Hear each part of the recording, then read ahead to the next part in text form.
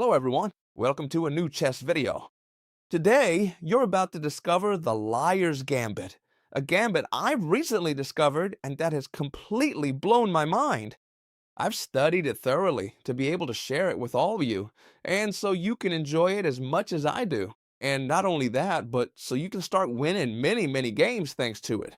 Plus, it's a gambit that occurs after the two moves d4 and d5, which are very popular moves, as you know. So you'll be able to play it in many games. That's why I like it so much, for that and for how spectacular it is. By the way, let's do a challenge to see if you like this video. Since I'm making this video for you for free, how about you leave me a like? And let's see if we can reach 500 likes, which might seem like very little to you because you're used to seeing very big YouTubers, but I prefer to have a small audience as long as you are the best. So if you leave me a like before we start, I'll truly be grateful to you forever.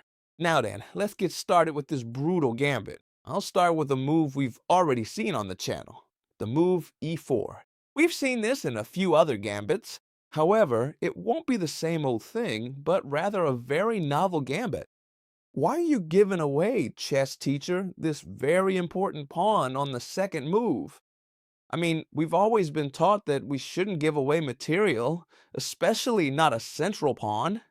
Well, that's the beauty of a gambit. A gambit means we give away material in exchange for having a much stronger attack than our opponent. So when they capture this pawn, how should we respond?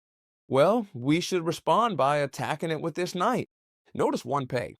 If your opponent is careless here and makes a move that doesn't defend this pawn, we simply recapture it. And look at that, we've already recovered the material. However, the most common thing is for them to defend this pawn. And if I ask you, let's see, for a normal developing move to defend this pawn, you'd normally say, for example, right? Knight f6. That seems like a perfectly normal move to me. Would also be very normal, and I'm sure some of you thought of it, bishop 5-5. And that also seems like a very correct move, okay? Knight f6 is much more commonly used. So let's start with this one here. What we're gonna do is directly as if it were a Ruy Lopez, but in reverse. If you don't know what the Ruy Lopez is, don't worry. It's this move here, but in reverse, we do it on the other side. Why is this move so interesting? Well, we're attacking this pawn, which is defended by a knight. So if the defender is this knight, we're gonna attack this knight. So what should the black pieces do? Well, they have to defend this pawn again. Why? Because if it were our turn again, we'd capture this knight, and when they recapture, then we could recapture this pawn, because the defender would no longer exist. That is why it's so important that when we play this bishop right here, they have to defend this pawn once again with this move over here. I say with this move right here, because notice that there is no other move, nor the possibility at all to defend it. With the queen, it wouldn't be possible because we have the knight. So bishop f5, a completely unique move. And now, how are we going to continue? Well, you probably won't expect this move because it's a bit strange, but it is a star move of the gambit. We're going to place the queen on e2. The main reason why we do this? To keep attacking this point. We're attacking with the knight, and we're attacking with the queen. It looks like we attack with two, and they defend with two, but they really only defend with one, because we can take out this knight whenever we want. Now here, I'm sure you're all thinking, let's see, chess teacher, you're going crazy. Now there's a very easy way to defend this pawn, by capturing this pawn that you just hung by moving the queen. Look how easy. I take this pawn, and I also defend this pawn with 3 pieces. What happened here, chess teacher? Have you gone crazy? And what do I always tell you? Obviously, I'm going crazy, but it's because this works. Now, when the queen comes to capture this pawn, we're simply going to come here to give this check and attack the bishop. Double attack. Notice one thing. By moving queen e2, our goal was never to capture this point here, which is what everyone thinks. Our goal is to come through here. That's why when they capture this pawn, which they will in 90% of cases, they've lost the game after this spectacular move. Check, and we take the bishop. However, many of you are thinking, let's see, chess teacher, today you really are going completely crazy because if it's check and I attack the bishop, I just defend it with the bishop itself. But here you're skipping that we also attack this point here. We take this pawn. And now friends and friends, we're attacking this rook that seems very complicated to defend. They can't come with the queen here defended by the knight because our knight is there. But they do have this move here, right? You'll tell me, chess teacher, they defend everything here. Well, here, we'd slip in through here and practically give a checkmate. What happens? That they have this queen that can return to block. So this move wouldn't be as good as it seems. What should we do, chess teacher? If I can't take the rook and I can't enter to give checkmate, well, don't worry because this queen, no matter how much they attack it, isn't going to move from here because we have the brilliant bishop pin move. Notice that now this bishop can't capture the queen because it has the pin on its own king. And so the only move that saves to defend this bishop is to come with the queen to interpose, right? They block the queen, they block the bishop, and this is where they want us to trade queens. Why? Because they're up a pawn. However, now that the queen is no longer here, we can slip in and deliver this checkmate where the king has no way out. We'll start by playing d4. This is the move you should start with to play the gambit, and they almost always respond with d5. If not, well, we can try to do it a bit later, but the trap itself works with d4, d5, okay? We'll play e4, giving up a very important pawn, and now we're going to attack it with the knight. You must remember this. You know, it's very easy to remember these traps because since you can watch the videos as many times as needed, well, when you don't remember, you just watch it again, and that's it. Super easy. Just save the video and that's it. We attack this pawn, they defend it either with the knight or with the bishop. It's fine because now we're going to attack the knight, they'll defend it with the bishop. They have to do this. Why am I going through this so fast? Because if they don't do this, we just win the material back, right? That's why it's most common for them to defend that pawn to avoid losing material. Star move here, do you remember or not? Queen e2. Queen e2 is mainly to attack this pawn and win back material. Nah, that's what they think, but no. Our main goal is, even if we give up another pawn, we want to come here to give check, attack the bishop, and take this pawn right here. Obviously, their only option is to move the bishop, because any other choice, like blocking the check, we'd take the bishop, and that would be way too much material advantage, right? So we calculate directly coming here. When we capture this pawn, which we must capture, okay? It's the only move that gives us the advantage, capturing this pawn when they defend with the bishop. So notice there's no other way than to move the bishop here, because if they move, for example, the knight, we take the rook. That's why all of these are forced moves. What does forced moves mean? Studying forced moves means those moves that the opponent has to make no matter what. That's why these gambits are so effective, because we already know what moves our opponent must make. All right, now when they play bishop c6, what are we going to do? Pin this bishop with the move bishop b5. And now we've seen that this move was a disaster because we were slipping in to give mate. But there are other moves, like for example, queen d7, continuing to defend against mate. So first we trade this bishop here, important, and now they have two moves. If they capture with the queen, checkmate bim. Look at those attacks. If they capture with the knight, we take the rock. So they can't capture with either the queen or the knight. And if they don't capture this bishop, they'd simply be losing the queen because of the pin. What does this mean? That queen d7 is a move, or rather a disaster of a move. Queen d6 will be chalmate. Queen d7 is also a disaster because a bishop takes bishop. What other options then do the black pieces have? Sure, you'll tell me, if I move the queen, I lose. It doesn't matter where I move it.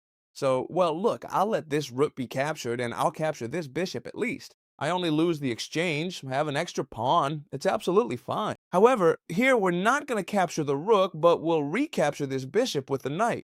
Very important. Remember this, okay? If I come here with the bishop and they capture the bishop, I recapture with the knight. And now the threat is huge. They can't do anything. I attack the queen, and not only that, but I attack this point right here. And not only that, but I attacked a rook as well. And many of you will say, Well, there's a move that seems to defend almost everything, which is this one. Well, this defends the rook, but we always have this move here, check, and we take the queen. And not only that, but we have a brutal checkmate. And how would this checkmate go? We simply come to give check through here. They must cover with the queen, and then we jump with the knight to give check. Neither the knight nor the queen can be captured. The knight can't be captured because the queen is pinned, and the queen can't be captured because the knight is given check. Incredible, right? Okay, this is very important. When they capture this central pawn, we'll play the knight, they play the knight, we come to attack, and now, super important, we play queen e2. What happens if they don't capture this pawn, chess teacher? Because you're basing the whole video on them capturing that pawn. But well, it's very likely they won't capture it because they've seen this check right here. Well, that's fine. It's very likely and it can happen. For example, they can play e6, directly defending this bishop. It's true, it's a much better move. However, I'm also going to show you how to punish it. By the way, I've sometimes received a comment that says the following. These videos don't work because if they play perfectly, they beat us. Look, this is very important, okay? Whenever they play perfectly against us, they're gonna win, always, all right? Only machines are capable of playing perfectly. So these videos are for learning how to punish the opponent's mistakes. If your opponent makes this mistake, you'll know how to punish it. And it can also be very useful so you don't make them yourselves. So these videos are much more useful than you think. I've won many chess tournaments throughout my life, and I promise you that learning this is very helpful, okay? So now we move on to the important part. What happens if they discover we've played queen e2 to come here and not to recapture the pawn, and they play, for example, e6, right? Well, first of all, I'll tell you that now. Having protected this and not having come through here. Whenever you want, you can recover the material, like, for example, bishop takes knight, and when they recapture, we capture this pawn. Why? Because you already know that now we have two pieces attacking and only one defending. We can eliminate this knight whenever we want. Perfect.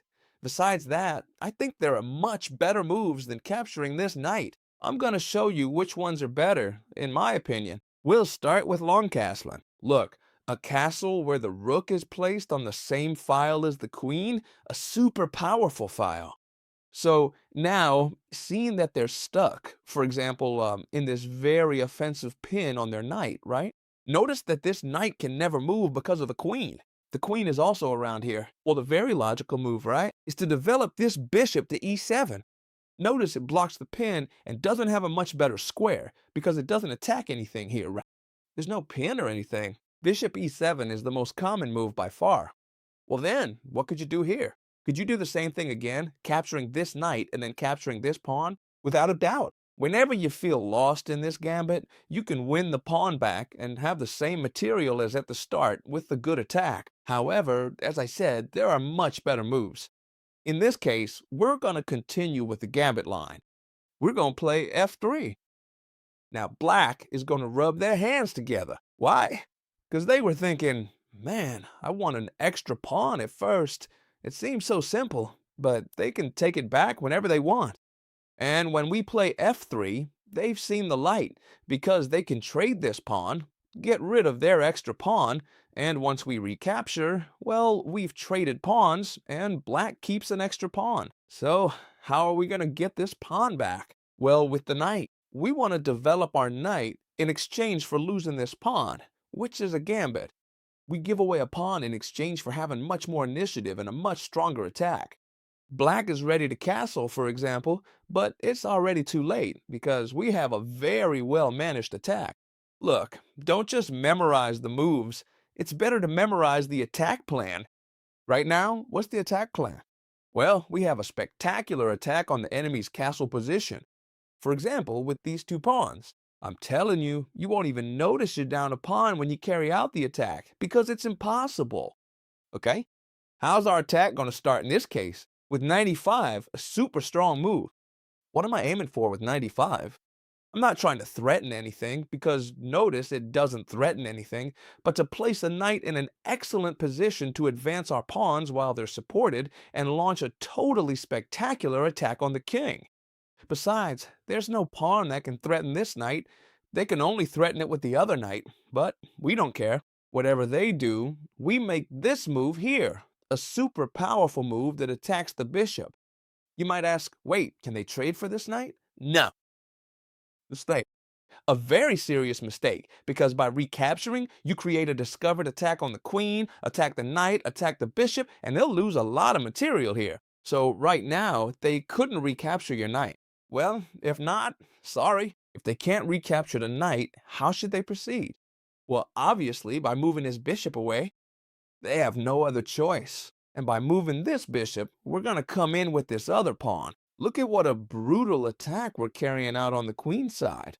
We're launching a brutal attack on the castle king, and not just on the castle. Now, if they get distracted and make any move, like this one for example, we'd simply win the bishop, because it can't go anywhere. Notice that here we also have the knight and the queen. So there's only one move that works here, which is this one right here. It leaves a free space for the bishop, and not only that, but it also attacks our bishop. But this is already a serious mistake. Why? Because they're weakening themselves too much. How could things continue? Well, we'd simply capture this this P8, sorry, I don't know how to talk. This bishop here with the knight, forcing them to recapture this knight because we're also attacking the rook. So when they recapture, look at the weakness that's been created over here. This pawn has moved. We can come in to give check with the queen, and this would already be terrifying for the black pieces. Notice that now they can't capture here because it's check. They'd have to move the king away. And when they move the king, look at how we have such a strong attack with all our pieces coordinated, which is what's important. And that's why we've given away the pawn, to have much more of an attack. And look at this right now. Do you care about being a pawn down? First of all, we've already recovered it. And second, look at our bishops, our queen, our pawns, our rooks. We're totally winning. Here, the black pieces can't do absolutely anything. Look, there was a game. If you want, I'll show you how to punish it quickly. They played this right here to try to save themselves. I've looked to see if there was any game with exactly these moves, and yes, there was one. For example, this one tried to defend with this move. Simply, he advanced this pawn. Why? Because if he captures the bishop, it would simply be checkmate over here. So this bishop is totally untouchable. It's a bishop that cannot be captured. In this case, they came here with the knight to try to defend and attack the queen. But look, this is absolutely useless. The attack is totally lethal. No matter how much they come with the attack to attack our queen, we have much better moves. In this case, for example, what would it be? Capturing this pawn here with our pawn, thus giving a check to the king. They can't capture because it would be checkmate shortly. So they have to move the king instead, and then simply the sacrifice came through here. We sacrifice even more pieces. No matter how much they capture, we can enter with the rook, and this would already be checkmate. Look at what a brutal way to punish this enemy king. And now I'll review two typical mistakes that the black pieces make when we play this gambit. I'll review it quickly because they're very easy to punish, and also, after these two mistakes, I'll quickly show you a trap very similar to this one, but with the black pieces that you can also perform, okay? So first of all, when they capture us here and we come here, we must come with the bishop. Now, we've seen that this was a mistake, right? So what about playing knight to c6? A normal developing move, saying, well, I won't defend this pawn because I know you'll get it back whenever you want. Chess teacher, can I capture this knight now like you've told me several times in this video? And when they recapture, take this pawn? Of course. I've already told you one thing. Whenever you say, oh, I don't know how to continue, you can recover the pawn by capturing this knight and capturing here. And on top of that, you'll have a good center. However, there are better options, okay? For example, if they play knight to c6, a better option is to play d5, attacking this knight very strongly. Notice that when it moves here, for example, we can come in with the queen attacking the knight, attacking the pawn with two pieces. It won't even be necessary to capture this knight, and we'll have a much better position. For example, after castling long, if they come this way, we castle long, put on tremendous pressure, and our position is much better than our opponent's. Simply being a pawn down, and, besides, not only that, but we can get the pawn back whenever we want, and, furthermore, we'll have equal material and much more of an attack. And a very typical mistake when we play this gambit. Oh, before all this, look, okay? Here we've attacked the pawn, they defend it with the knight, but not before all this, but right at the start, attacking the pawn, they defend it with another pawn. At first glance, it already looks like a bad move, but you must know, you must know how to punish it, okay? A very valid option is applying the principles I've explained, playing f3, capturing here, and developing the knight. We'd have a much better position with this black pawn here that doesn't belong at all. But there's an option that I love, and it's made me win many games. It's placing this bishop over here, tempting our opponent to threaten it, and it seems like they have it well trapped, right? So here they've already lost the game after the move queen to h5 check. And notice that the king is super weakened on this diagonal. Now having moved this pawn, they can't cover with this pawn, which would be very easy to defend. Having this pawn here, they're forced to move the king over here. Look what an ugly position. There's no way to save yourself from here. For example, we can continue with bishop to c4, putting pressure on this diagonal. In fact, they'll never be able to take this bishop because on top of that, we take their rook. So this would be totally won for us. And now, to finish on a high note, I'm going to show you how to use a little trap with the black pieces, which is very similar to this trap we've done with the white pieces. You're going to love it. Let's go. And now we reach the final trap with the black pieces, which is very similar, that I'm sure you've seen on some occasion, which is when they play d4 against. We're going to play e5 directly, giving away the pawn, and when they capture it, we'll attack it with the knight. Notice that here they have two options to defend it, with the knight and with the bishop, just like what we saw with the black pieces. By the way, before I forget, please, if you've made it to the end of the video, remember that I work really hard on these videos. Leave a like, and any supportive comment is greatly appreciated, really, because you only see the final result. You sit down and it looks perfect, but they take a lot of work behind the scenes, okay? Thank you all so much. Here, they can defend the pawn with two options, knight f3 or even bishop f4. Doesn't matter to us, whatever they do, because if they play knight f3, for example, first, now we'll attack with the queen. And notice that the only option now is with the other piece. So the order doesn't matter. And here, we've already won the game with the same move. We come here, we didn't want to win back the pawn, but we wanted to give this check, win this bishop, and take here. A very similar trap with the black pieces. What'd you think? Did you like it? Remember that if you love this video and you like the channel, you have both this channel and the digital channel available. You know we have two channels with daily videos. You can subscribe to the one you like best, or both if you like it a lot, okay? And you'll have a daily video on both this channel and the digital channel, Chess Teacher and Chess Teacher Digital. I hope you loved this video. I really loved recording it. And I'll see you in the next video, friends. Bye.